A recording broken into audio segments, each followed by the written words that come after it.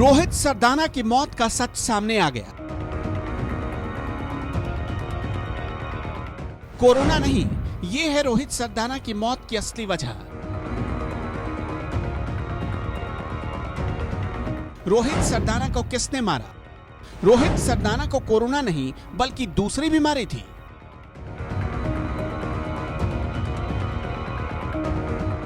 इन दिनों social media पर लोग एक मैसेज खूब शेयर कर रहे हैं। इसका टाइटल है रोहित सरदाना की मौत की वजह ये है। इस मैसेज में आगे लिखा है, मेडिकल सर्कल में चर्चा जोरों पर है। ब्रिटेन में रहने वाले मेरे एक रिश्तेदार नेशनल हेल्थ सिस्टम से जुड़े हैं। ये वो है जो सैकड़ों ऐसे लोगों को मार रहा है जो अभी अभी कोरोना को हरा चुके हैं।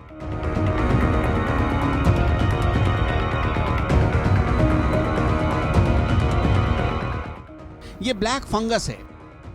आपको ये मैसेज पढ़कर लगेगा कि रोहित सरदाना कोरोना से नहीं ब्लैक फंगस से मर गए।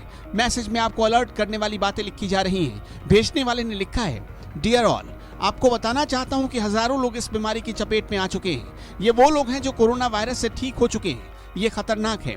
म्यूकस माइकोसिस की बीमारी जानलेवा हो सकती है।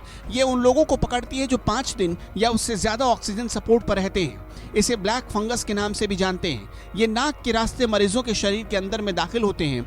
ये ब्रेड में लगने वाले फंगस की तरह होते हैं। ये नाक से शुरू होते हैं और आंखों से होते हुए दिमाग तक पहुंच जाते हैं। ये नर्वस सिस्टम को पैरालाइज्ड कर देते हैं। इससे आंखों की रोशनी चली जाती है। अगर सही वक्त पर इलाज नहीं मिला, अगर इसे पूरी तरह रोका नहीं गया तो ये दिमाग में दाखिल हो जाते हैं और 1-2 दिनों में मरीज की मौत हो जाती है।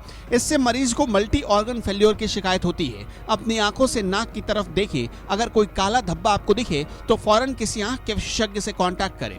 ऐसी हालत में आपको एक इंजेक्शन लेनी होगी। ये इंजेक्शन 5 ml प्रति किलोग्राम के हिसाब से लेनी होगी। मतलब अगर आपका वजन 60 किलोग्राम है तो आपको 300 ml, और अगर आपका वजन 80 किलोग्राम है तो आपको 400 ml की डोज लेनी चाहिए। अगर किसी मरीज को ऐसा होता है तो ऑक्सीजन सप्लाई को भी तुरंत सैनिटाइज करने की जरूरत है, क्योंकि इससे दूसरे मरीजों में संक्रमण बढ़ने का खतरा है। इस मैसेज में आगे बताया गया है कि लिक्विड ऑक्सीजन में कई सॉल्ट और मिनरल घुल जाते हैं। ये बहुत नुकसानदेह होते हैं। बहुत लंबे वक्त तक ये पानी में जमा हो जाते हैं और घातक बन जाते हैं। इस मैसेज की माने तो सरकार के प्रोटोकॉल में ब्लैक फंगस की चर्चा तक नहीं हो रही, जो आने वाले दिनों में बहुत घातक साबित हो सकता है। वायरल मैसेज में मांग की गई है कि सरकार को अपने प्रोटोकॉल में से शामिल करना चाहिए और ऑक्सीजन सप्लाई से पहले ये जरूर देखना चाहिए कि जो ऑक्सीजन मरीजों को दी जा रही है उसमें ब्लैक फंगस तो नहीं है। दावा रोहित सरदाना की मौत से जुड़ा था, लेकिन जब हमने जानकारी जुटाई तो ऐसा कोई भी पुख्ता आधार नहीं मिला। रोहित सरदाना को नोएडा के मेट्रो अस्पताल में भर्ती किया गया था, लेकिन अस्पताल ने रोहित सरदाना की मौत के पीछे सिर्फ कोरोना को ही वजह माना था।